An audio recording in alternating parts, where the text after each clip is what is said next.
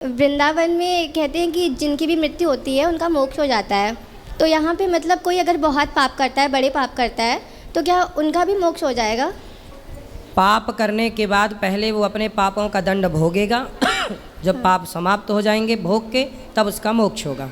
अच्छा, और दूसरा ये है गुरुजी कि जैसे हम कोई हमारे साथ गलत करता है तो क्या उसको अपना प्रारब्ध समझ के भूल जाए या फिर उसके अगेंस्ट हम एक्शन ले सकते हैं? क्या गलत करता है? जैसे मतलब जैसे भी कोई हमें धोखा देता है या फिर कोई गलत करता है हमारे साथ, मतलब बेईमानी करता है किसी भी पैसे को लेकर या फिर रिलेशन कुछ भी है XYZ, तो उसके लिए क्या, या फिर कोई जैसे बड़ा केस है किसी के साथ हुआ है, उसके लिए वो एक्शन ले कि या फिर मेरा ये प्रारब्ध है ये समझ के उसे अवॉइड करते हैं? प्रारब्ध नहीं है, ये मूर्खता है, अज्ञान।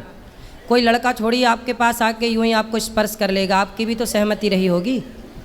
तो आप दोनों की सहमति से ना सब काम होता है। इसलिए लड़की भी तो गलत है। फिर वो लड़का भी कहे कि इसने मेरा यूज कर लिया, जैसे आप उस पर आरोप लगा रही हो कि उस लड़के ने मेरे साथ मेरा यूज़ किया, ऐसे वो लड़का भी तो कह रहा होगा। नहीं गुरुजी, मतलब जैसे ऐसा कोई केस है किसी ने मतलब कोई बड़े बिजनेस में कोई मतलब किसी मतलब जैसे आप है, जैसे किसी का बड़ा बिजनेस है तो किसी जो साथ हमारा में कहाँ बिजनेस है? अरे नहीं सॉरी गुरुजी, जो आप सेवा कर रहे हैं हाँ। इसमें कोई जैसे भी आपके मतलब जो भी सहायता करते हैं, मतलब उनमें से बाई चांस, ऐसे मैं एग्जाम्पल दे रही हूँ कि कोई फ्रॉड कर ले, भाग जाए मतलब वहाँ से, तो वो आपके साथ उसने क्या मतलब ये देखो हम सबको सावधान होकर अपना, जैसे हम अपना कार्य करते हैं तो हम सब पे नज़र रखते हैं कि कौन क्या कर रहा है।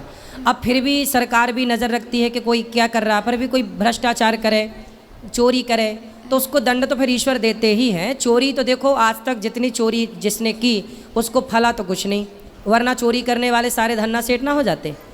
तो पैसा चोरी का टिकता नहीं है, लेकिन हमारे देश में तो चप्पल तक चोरी हो जाती हैं। फिर लेकिन कौन से धन्ना सेठ हो गए चप्पल चुरा के मोबाइल चुरा के चैन चुरा के। गुरुजी कुल मिला के सावधान रहना चाहिए, गलत नहीं करना चाहिए, अपने आप को सेफ रखना चाहिए बेटा। किसी लड़के को अपने आसपास भटकने भी मत दो।